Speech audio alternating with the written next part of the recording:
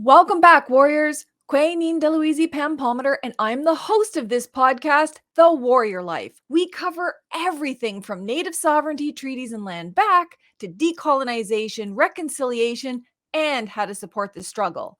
So, if you're interested in hearing from Native peoples from sovereign nations all over Turtle Island, talk about the front lines of Indigenous resistance, resurgence, and cultural revitalization, then this is the podcast for you. And today's podcast is going to be with the matriarch of First Nation women. She has literally been one of my heroes from the very first time I heard her name, and I've been watching her lead the way for us this whole time. So stay tuned. You don't want to miss this amazing podcast.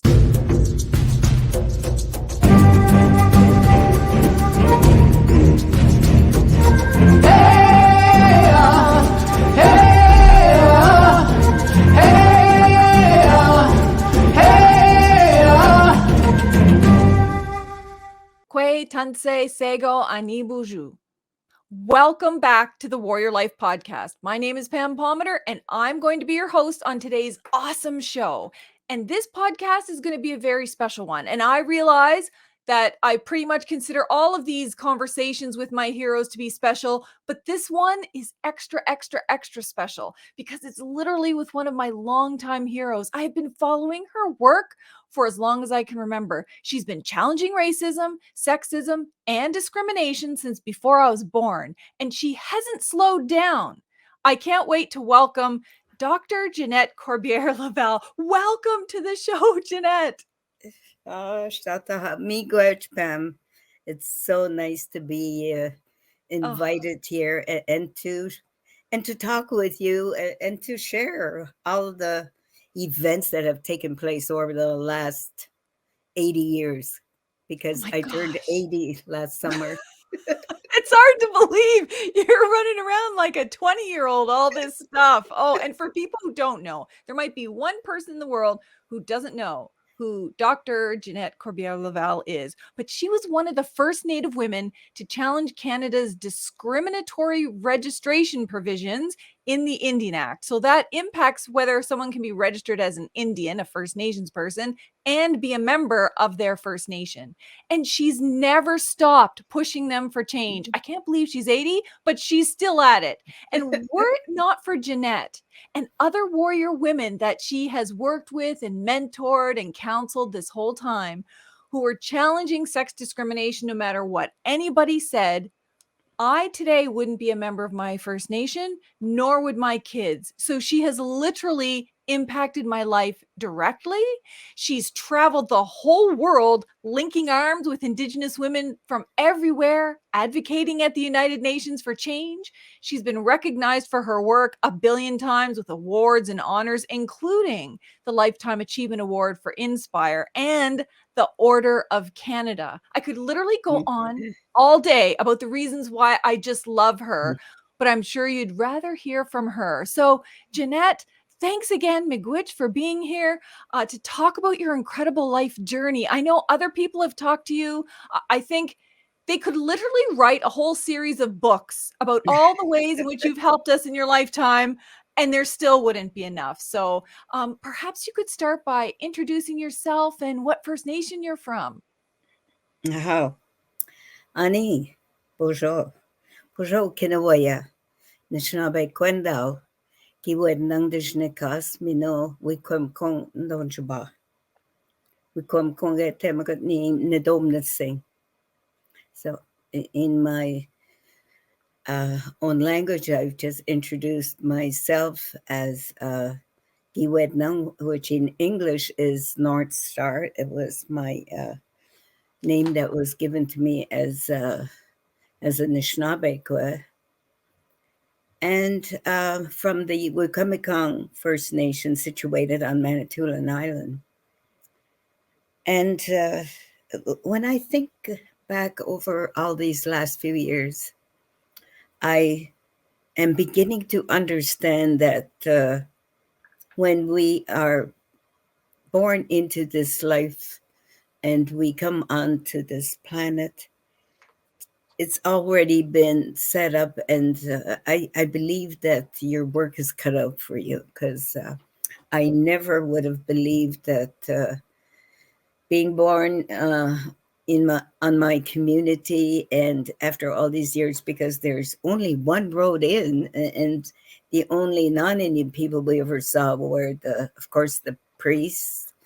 The church was very prominent, and then my teachers were all Sisters of St. Joseph, and then the health people. So that was the only officer people that we saw and recognized in our community. So it was, I guess, definitely in a different era, different times, and grew up on the reserve. That's where I went to school all my life until I went to high school.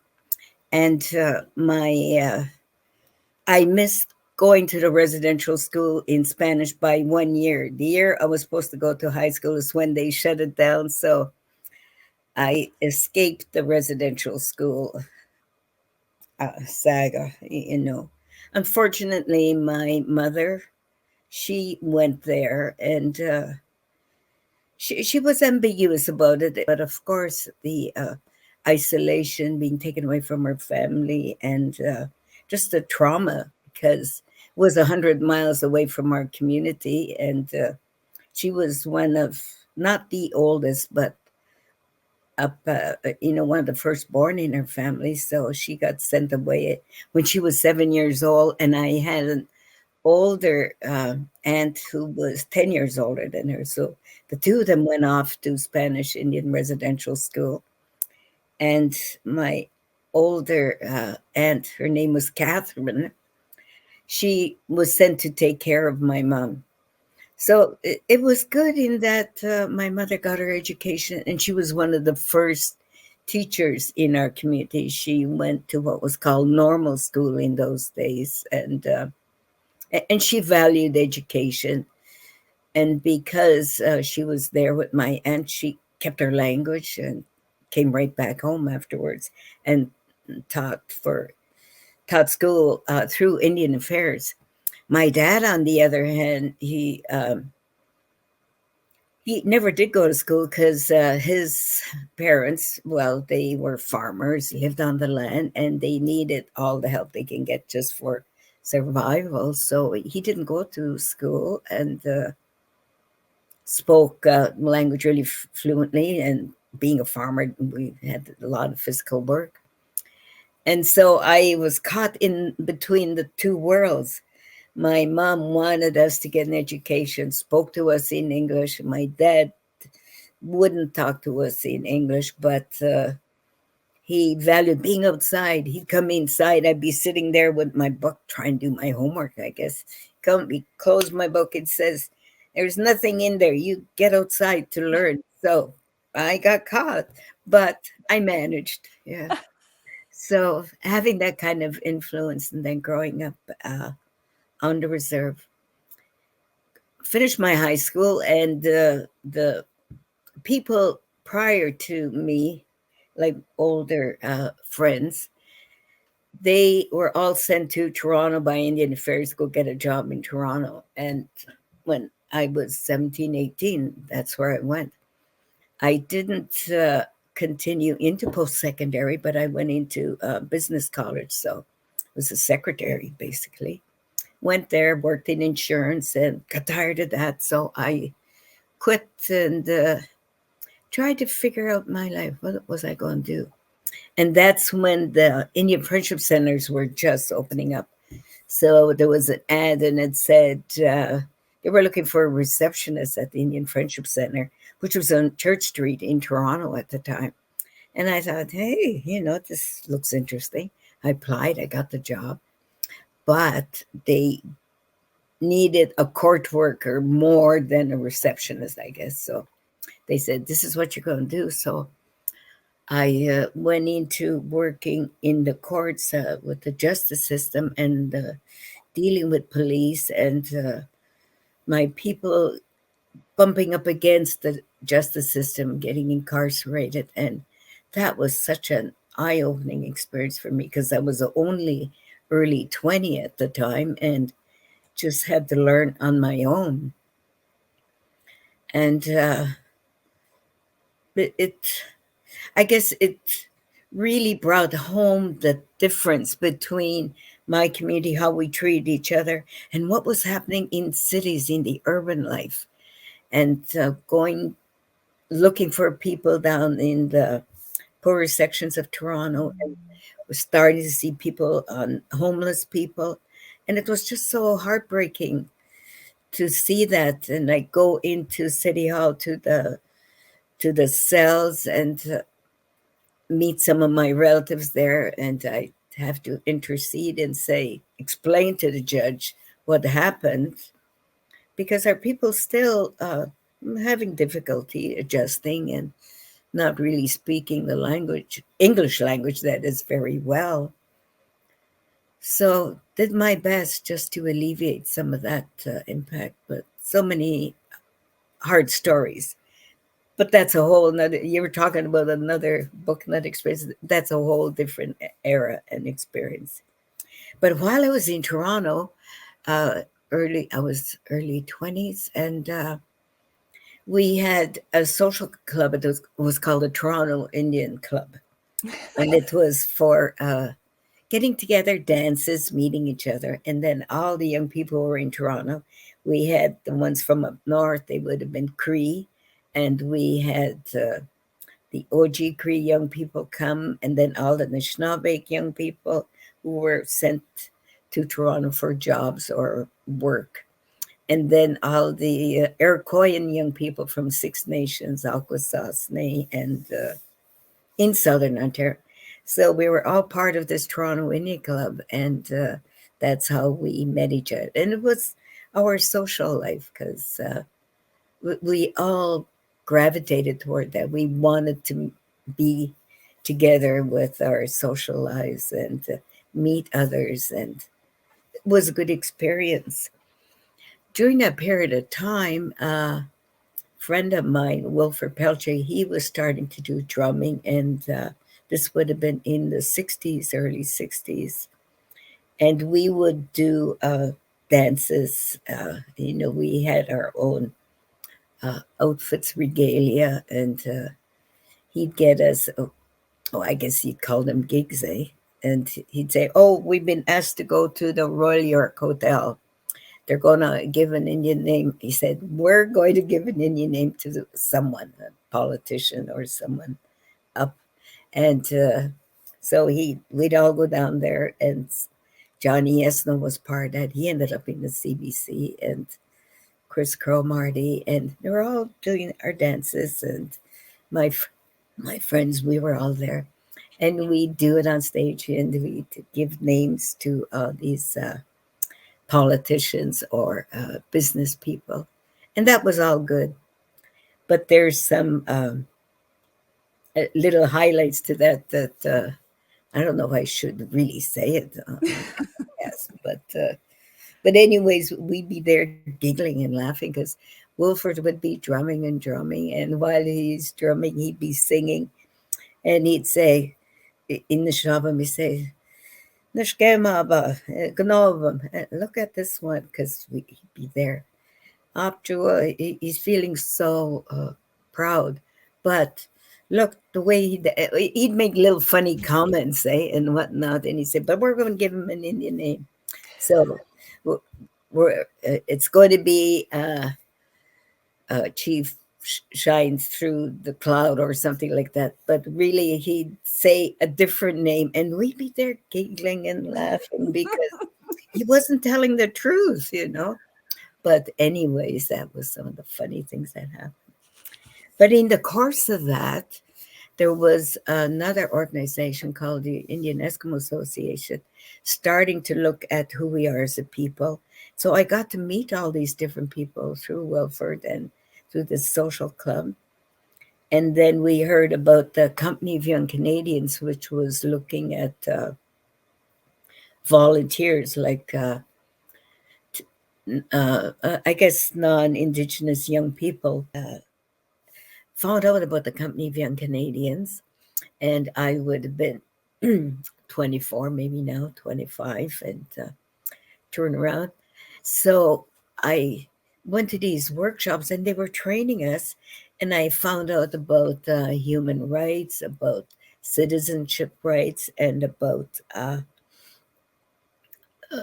other aspects of justice program. And we didn't talk about this at home on the reserve, but I was getting exposed to all this through the Company of Young Canadians. And when we would get together, I realized, we have rights. We don't need to just listen to the Indian agent at home. He wasn't the king or the big ruler, mind you. Maybe he thought he was, but that wasn't so. And this would have been about 68, 69. And I went to Ottawa for the Company of Young Canadians. Then I came back to Toronto, went back to the Friendship Center, and I was working with young people then. And we started up our own newspaper. It was called TNT, Dynamite, because that's what we called our newspaper, the Toronto Native Times. And believe it or not, I still have a copy of it somewhere. I have to look for it, but it was really good. It was all our young people coming together, and we had volunteers from Canadian Press who would come and help us how to do a newspaper. It was an exciting time, actually, at 68, 69. And during the course of the coffee houses, that was a big coffee houses were in. Buffy St. Marie was getting well known, and we met her. She was in Toronto at the time. Buffy even came to my reserve, Wikwemko, in 68, 69. And we were just starting to bring back the powwow, our own celebration through our women. And in our community, it was the women who were doing community activities because the men all had to leave. They went to a quarry where they did mining, or they were in the bush working in wood, cutting pulp trees and stuff like that. And my dad would leave Sunday nights, he'd come back Friday nights. So it was the women who were at home taking care of things. And Rosemary Fisher, Wilford Pelch's sister, started to recognize, because we were talking about who we are as a people, and her family were they were musicians, so, and we would have different gatherings, and all our celebrations had gone underground, so to speak. They were forbidden by the church, by the Catholic Church, but they were still taking place. So the women got together and they said, we can still do our dances. This is who we are. We'll do our own outfits. And but we didn't have that sense of drumming, or that what else was part of that. So a group of women got in a car. My aunt was one of them, Helena Trudeau, and they drove out to Pipot Reserve in Saskatchewan, went out there seeking advice and trying to find out how do they do their traditional ceremonies, because we had them, but it was getting lost. We had to bring it back. And it was the women who were at the forefront of that. So it came back, and our people at home learned about dancing and about drumming and all the different dances. We had once it was called a prairie chicken dance. Here we called it the partridge dance. Then we also had the crow dance, and just different animals. So we were learning all this. So that would have been in 68, 69. And coffee houses, I was starting to talk about. And when we had music and coffee houses, Yorkdale was just starting then too, eh? And all the musicians. Uh, some of them are still around. Um, I forget his name, but anyways, he's getting up there in age too. But they were all there around Yorkdale. We had our own coffee house at the Friendship Center, and my friend from Cape Coker, Andrew Solomon, he was going to school at old Ryerson College. That's where he went because he was studying journalism. And David Lavell was also in the same class with him. And they were both studying journalism and photography. And so when I spoke to Henry, I said, we're going to have a coffee house, but we don't have any money, but we got space. So he says, I'm going to ask around at Ryerson and see who's a musician because they'd have to volunteer. So he brought David over, and because he was a musician and played music and sang a bit. And that's how I met David Lavell in Toronto at one of our coffee houses. And so time passed, and in 1970, we were married. I married David Lavell, and I married him on April 11th, 1970. And being in love, you don't think about what the implication. I knew that some of my cousins, when they married off the reserve, we used to say then, if you marry off the reserve, well, then you lost your status rights, that you were no longer a member. But I didn't really think about the implications because we still saw them, kind of thing, and they were my relatives.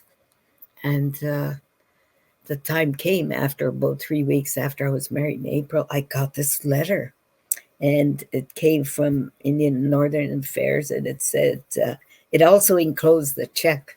I opened it up and I was surprised. Check $35. I said, what? What's this about?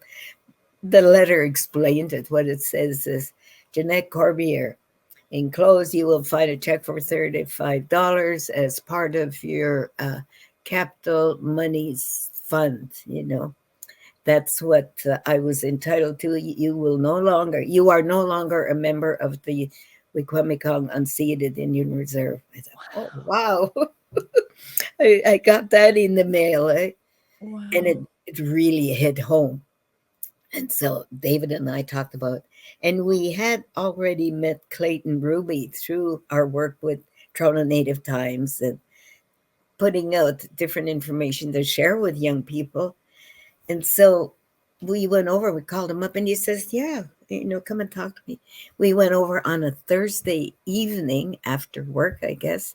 I brought that letter to him, and he looked at it and he said, says, if you want to do something about it, you have to decide tonight. Tomorrow's the last day that we can appeal this decision.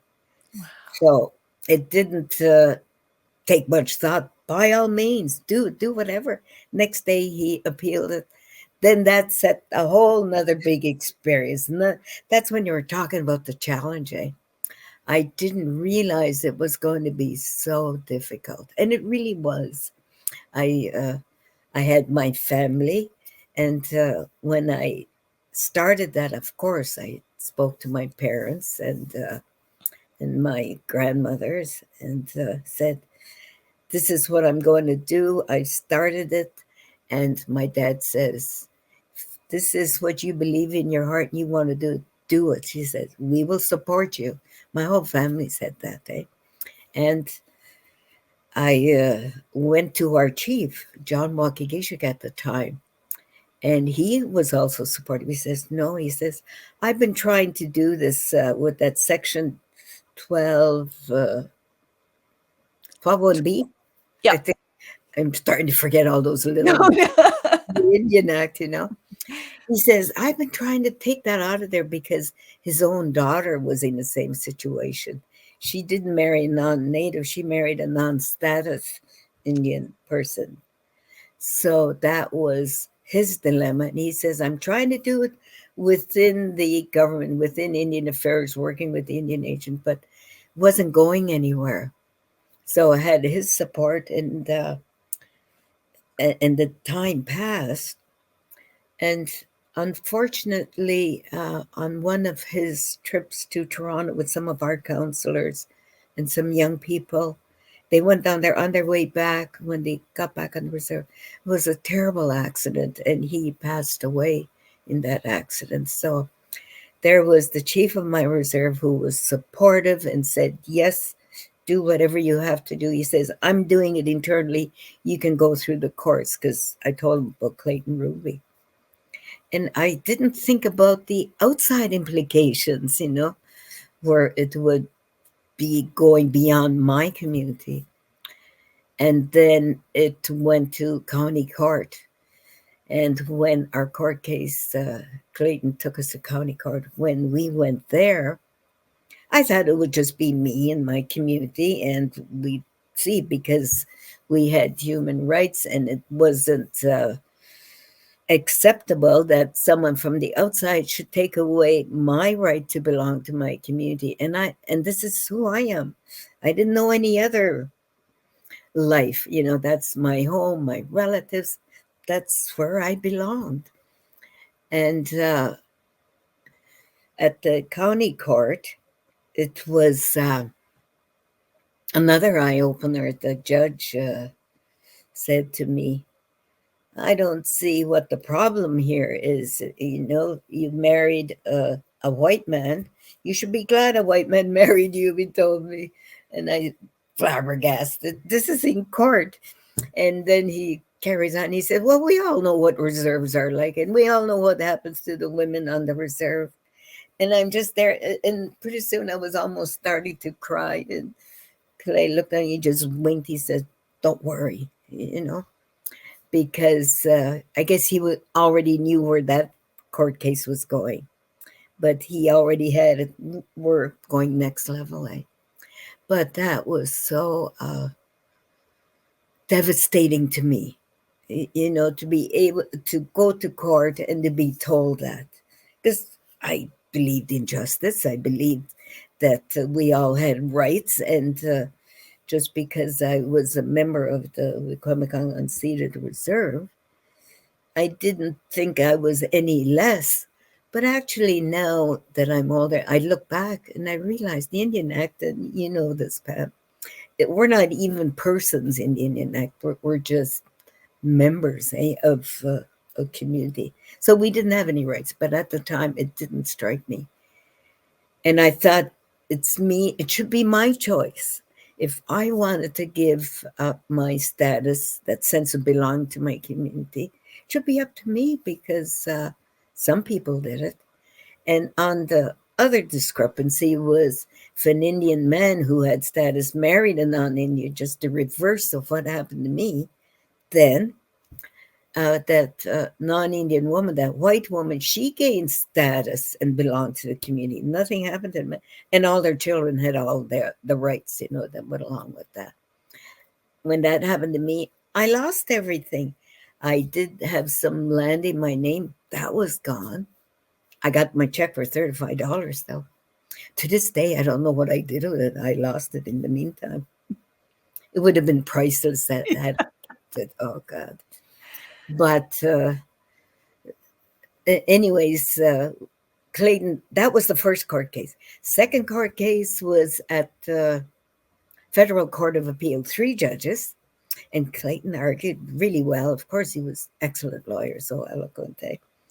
And the 3 judges said, obviously discriminatory, but we didn't have the Charter of Rights and Freedoms. This is in 1970. 71, this was taking place. And all we had was the Canadian Bill of Rights, which wasn't very strong, but it was still trying to recognize that people did have rights. So Clayton used that as his argument, and we won at the Federal Court of Appeal. And I thought, oh, good. But from the county court to the federal court, the media took on this, and oh my gosh, it was like a wave coming across. I got so much hassle, and people were, well, we didn't have cell phones, but people, I'd go to meetings because I asked the Union of Ontario Indians and some other political groups, would you support us as women? They wouldn't even let us go in the meetings. We couldn't even say anything. It was really difficult. And I remember talking to the head of, I don't know if I should be saying this names, but it was Chief Wilmer Najwa. Mhm. And I looked up to him and I said, it would be so good if, the organization, the Indian Men's Organization, could support us as women. We didn't have, I was just a member of my community and sort of starting to speak out. And he said, no, he said, this is our tradition. You can't do it. No, no. If you marry a non Indian, you're out of the community. Come to find out, his wife was non Indian. So maybe that's what they were afraid of, maybe. But anyways, that's what we had to deal with. So no Mhm. support from our organization that should have been Yeah. supporting us. And so media got out, and some women from Thunder Bay, they called me up by phone and they said, we heard about this. We heard what you're doing. We're going to pull a gathering. If you could find a way to come to Thunder Bay. So by then, David and I, it was in our first year of marriage or second year. This all happened so quickly. And so he said, no, we'll find the money. So they found the money, and I went up there and met these women, and we talked about what are we going to do. We didn't have anything, no grants, nothing. And so we said, we'll do it on our own. We will do our own fundraising. And we came together in 1971. We formed the Ontario Native Women's Organization, and I was the first president, specifically to look at why are we dealing with this discrimination in the Indian Act? We wanted to take that section out of the Indian Act, so that's how we became organized. And we didn't know about applying for grants. We didn't have an office, nothing. But we had that passion, that commitment, because the other women who were there had all been through the same thing. They were ostracized from their communities because some communities were really difficult. They said, no, you made that decision. You can't come back, move away. And so we formed the Ontario Native Women's Organization. And then in 72, the Native women across Canada formed their own. By then, we were starting to recognize Secretary of State had a little bit of money. And I think we received 20,000 or something the second year or so. And we were able to set up a little tiny office. And that's where our Native women's organizations came to be. It was just through this challenge of losing our rights as women within our communities. So now, by 1973, we had our women's organizations right across Canada. Like each province had one. Struggling, we didn't have much money for organizing, but that passion was there, and we would have demonstrations and protests. And I remember, yeah, that was what was starting to happen. And my daughter talks about. She says, "Oh, our first gathering, just my mom would take us all. We go to meetings, and we'd have our little strollers with the kids, and but that was how they learned Yeah. politics, and that sense of speak up. This is who you are. If you Mhm. want to do something for yourself and your people, you have to get out and do it. Don't depend on anyone else. So that sense was there, and we even had Métis women, Inuit women, because we were all Indigenous women in our organization, and we all came together. We were sisters, and Mhm. right across, and it was such a good feeling. I went out to Alberta. Jenny Margette, she was there. She was one of the stronger women. She had been going through that. Her sister is Pauline Schurz, still in Toronto. And just going through this. And when we went to the Supreme Court in Canada, in must have been in the spring of 1972. I'm missing on my dates here. Decision came down 1973, but that took a while. So it might have been in 72 that we went to Supreme Court. And I was telling you about we didn't have any support by our political groups, the um, the men's organizations, and they all had provincial organizations. Was called the National Indian Brotherhood, the NIB, and Indian Affairs gave them all kinds of money. So all the chiefs and the leadership from across Canada came to Ottawa, and they all came to the Supreme Court case. And They were all on one side, when you go up to the Supreme Court. And there was just us, and we had to fundraise. We had bake sales to get some of our women from Toronto, got on the train or buses because we didn't have cars either. We had to go public transport. We got to Ottawa, and then another friend of ours, her husband was in the Liberal Party, I think, and she was able to get a big hotel room in the Royal York, but we didn't have any funds. So she got the biggest room she could, lots of floor space. So that's where we were able to stay in the Royal York. And the floors, well, we had our blankets and our coats. And then some churches, some of the other women went to churches sleeping on the floor. But this was the difference. The chiefs were all there. They all had the hotel rooms. They looked really impressive in their regalia and everything. And they were on one side, and there was one. I'm not going to mention his name, but he kept coming over and taunting us, telling us off and whatnot. And we just had to stand there and look at him, and we just got closer, tighter, because we had our own medicine people. We did our own ceremonies, and we had our own smudging, and we just had to ignore it. But the difference, you could just see it. It would be like the ones that had all the money and the resources, and then the ones who didn't have anything. We didn't have anything, but that determination and that willingness to do whatever to achieve our dream, our goal. We knew that we were belonged to our communities. Our families were there. We were the mothers, the grandmothers, and we knew about our teachings that it was through the women that the future generations were depending on. And we also knew that the women are the first teachers. So we had that language, all that cultural knowledge, that history, that was all dependent on us as women.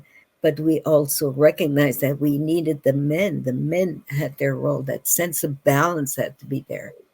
And this is why a lot of our women were saying, we have to get back together.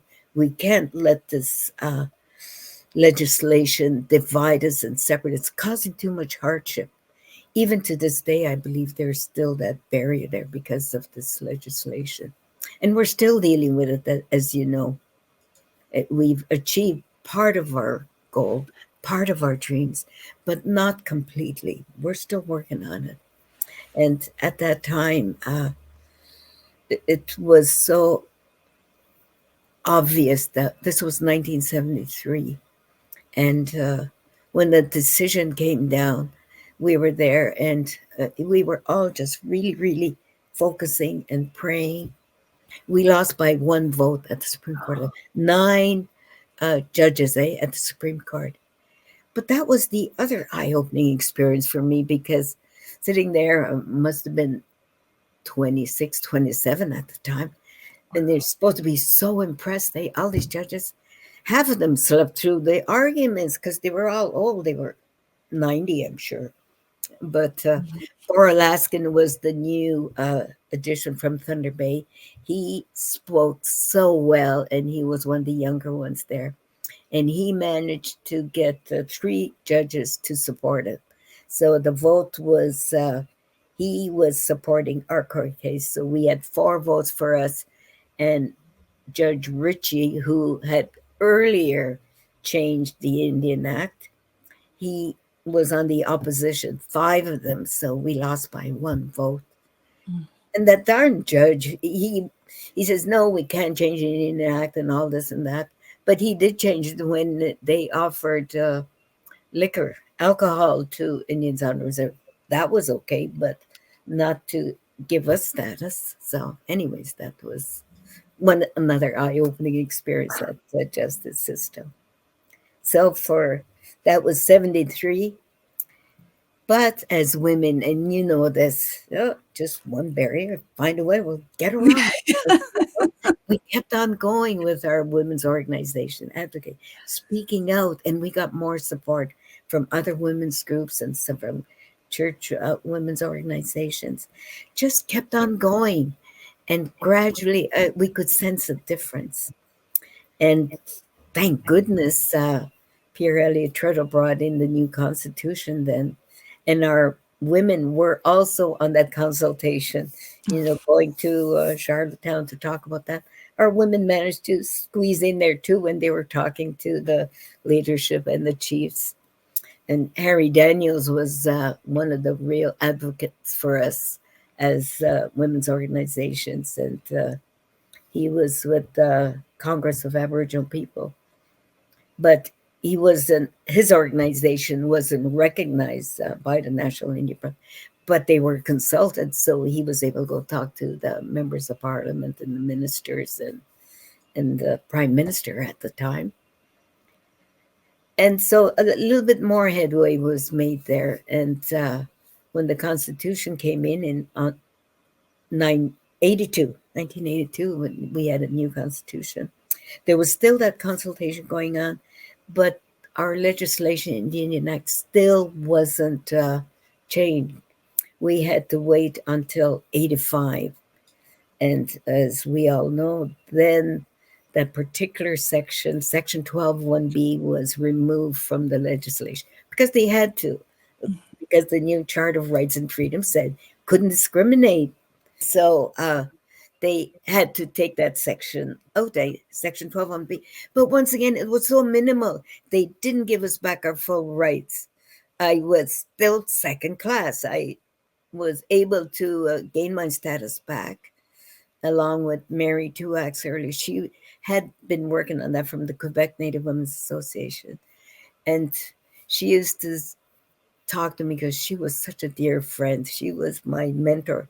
I'd be down. I said, oh, can't do this anymore. But no. And she was always so positive. And she said, my dying wish is that I get my status back and I'll be back and I can be buried with my people in my own community. And that was Kahnawake. It used to be so heartbreaking, but she was always so positive. And when 1985 came under Section Bill C-31, and she was able to get her status back, even though it was secondary, but it still enabled her to return to Kahnawake, and she was buried there. I felt so good when I heard that she was able to do that. At the time, I wasn't thinking about where I was going to be buried, but I was thinking about my children and their rights, because they were just,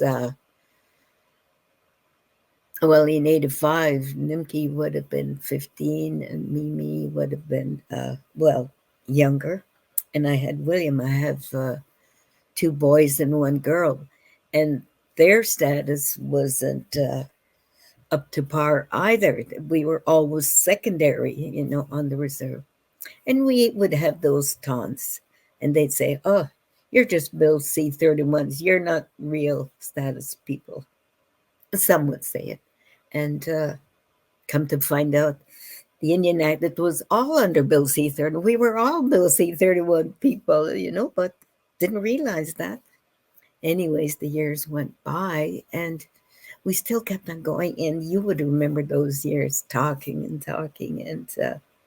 And then, thank goodness, our women, then the next one, no, it was Sandra Lovelace, who did that walk, and she was able to make some changes too at the United Nations. Then the United Nations was getting interested. What is going on in Canada? And they were telling Canada they can't have that, in our legislation. Canada still didn't do very much. It takes so long to look at what we would think as rights of people, shouldn't be any question, but taken all these years. But then when you look back at it, realize why was there an Indian Act? What was the concept? And it was genocide.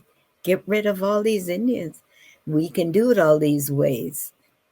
Get the women away, get the educated Indians away, the nuns who are, or people who are religious, all these. So they were all being thrown by the wayside. That was what the Indian Act was doing. And 1985, that with Bill C-31, it rectified just one of some sections, anyways.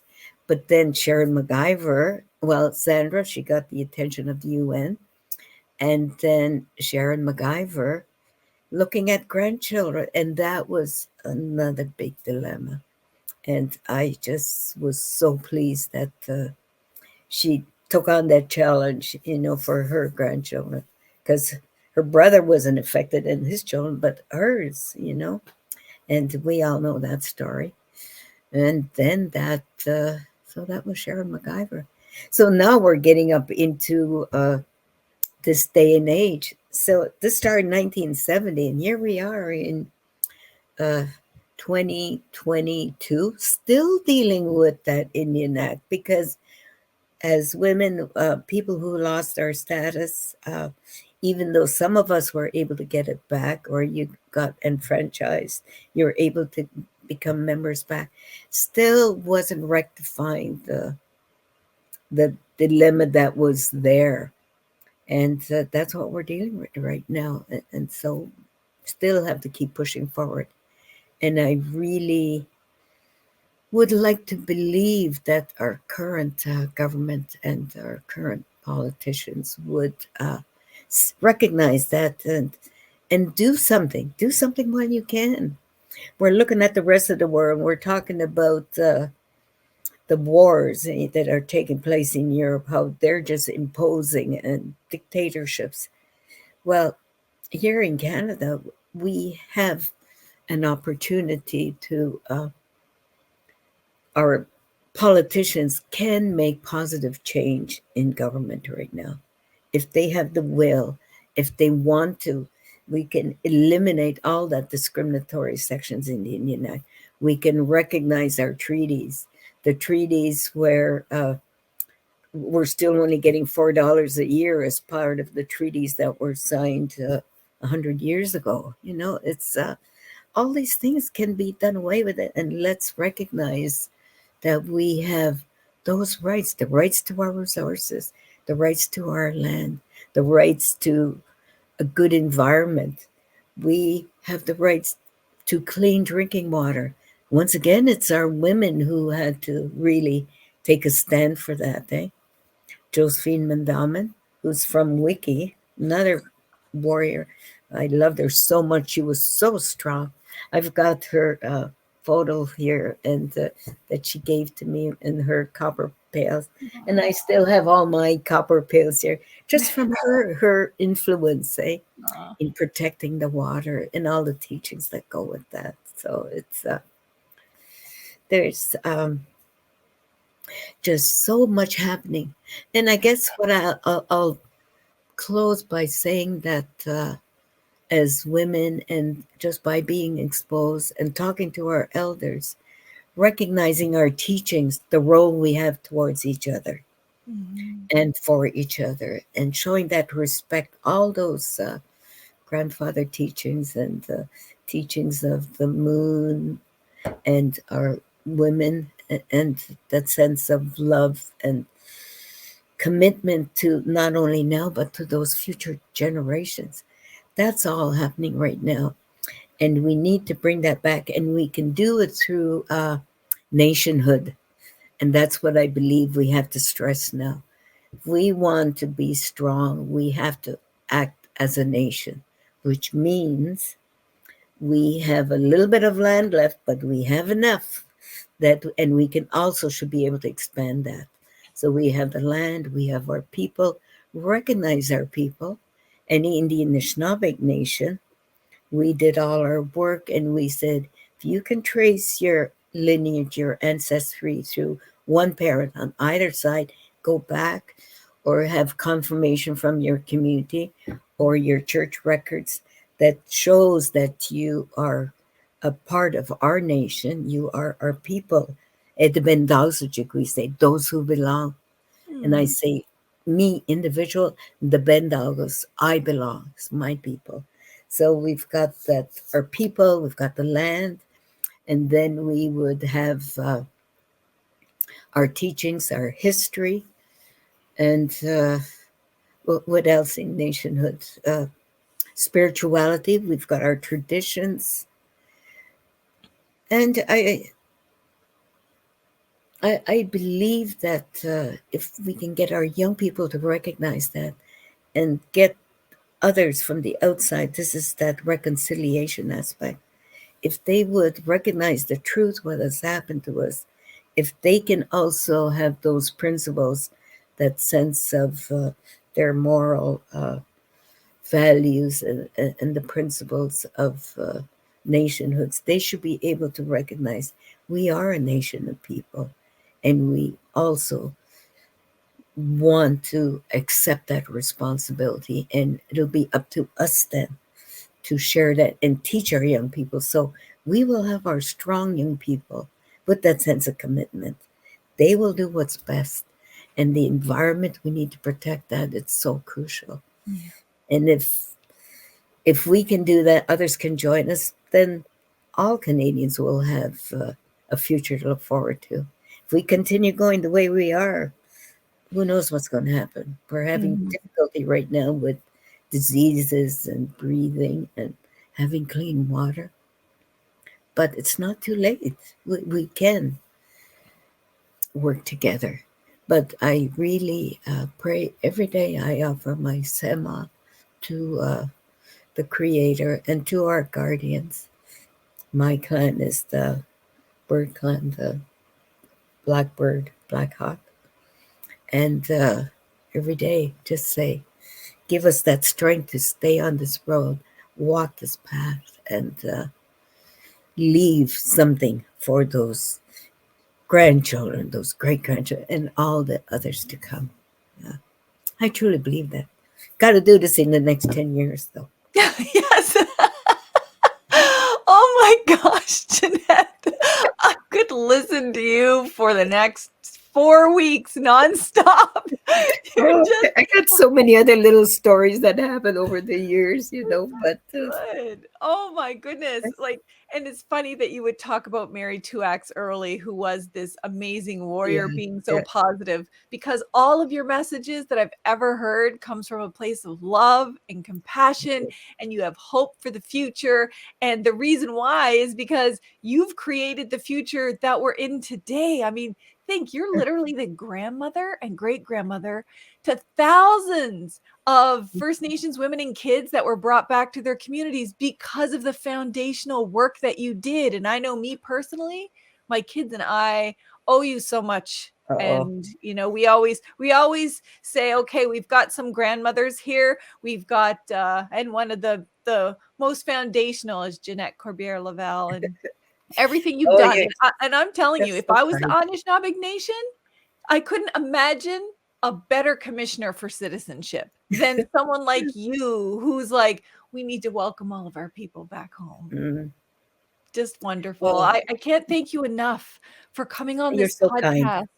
You're just you're a wonderful person. I'm going to keep following you for the next many decades 10 because years. you just seem to be never ending, which is wonderful. And I hope you come back on, because I Well, know once people hear we'll this, stay in they're going to touch. be Yeah. like, bring her back. Yeah. Oh gosh. Well, you never know. We will get together because we're part of this whole sisterhood, and Yes. as women, grandmothers, aunties, Yes. we're always connected. Yeah, For our people exactly. to come. Yeah. And you help Miigwech. keep us that way. Miigwech. Thank you so much. And thank you to all the listeners or the viewers who take time to listen to the voices of our elders, of our activists, our warriors, our advocates, everywhere that you see Native women, Native people leading the way. Please support them in any way you can. Follow their calls to action and share this podcast far and wide. Everyone in the planet needs to hear Jeanette's voice. So thank you so much. Till next time, keep living a warrior life. Malalia. Wow.